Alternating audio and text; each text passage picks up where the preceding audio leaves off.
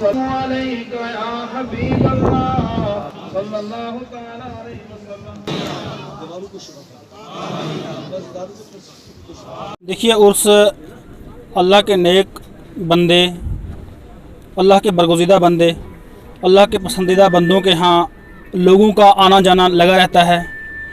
یہ اللہ کے ولیوں کی کرامتوں میں سے ایک کرامت ہوتی ہے۔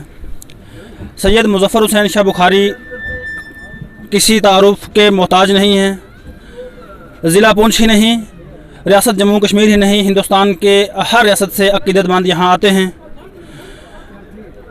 پیر صاحب کچھ عرصہ پہلے، یہ مقامی یہیں کے رہنے والے ہیں، کچھ عرصہ پہلے یہاں سے پنجاب چلے گئے تھے،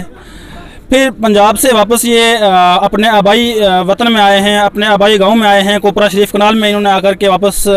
یہاں پر اپنا مکان بنایا، اپنی رہائش بنائی ہے۔ تو 2004 میں وہ یہاں آئے ہیں اور 2010 سے انہوں نے باضابطہ طور پر عرس شریف منانے کا اہتمام کیا ہے۔ یہاں پر ریاست سے ہی نہیں، میں نے پہلے کہا کہ ملک بھر سے عقیدت مند یہاں آتے رہے، ان کے مرید یہاں آتے رہے اور فیض حاصل کرتے رہے۔ ان کی کرامتیں کتنی گنے ہم، بے شمار کرامتیں جو ہیں وہ ظاہر ہوئی ہیں یہاں پر، اور یہاں کرامتیں ظاہر اسی سے ہوتی ہیں کہ یہاں آپ دیکھ سکتے ہیں اس وقت جس جگہ ہم کھڑے ہیں اس وقت، یہ ایک ویران علاقہ تھا، یہاں دن میں لوگ ڈرتے تھے، تو آج یہاں پر علماء کرام ضلع بھر سے آتے ہیں اور ریاست بھر سے آتے ہیں۔ یہاں ہزاروں کی تعداد میں عقیدت مندان آتے ہیں، وہ اولیاء کرام کے اور سیرت رسول پر جو منحصر بیانات ہوتے ہیں علماء کرام کے، وہ سماعت فرماتے ہیں۔ یہ سب سے بڑا فیضان ہے اولیاء کرام کا، اور ہم دعا گو ہیں آج کے عرس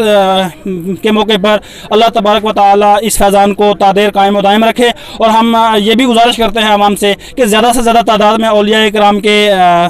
قرب حاصل کریں تاکہ وہ دنیا میں بھی فیض ہے۔ اور عرس پاک کی جو محفل ہے اس کے تعلق سے گفتگو کی بات ہے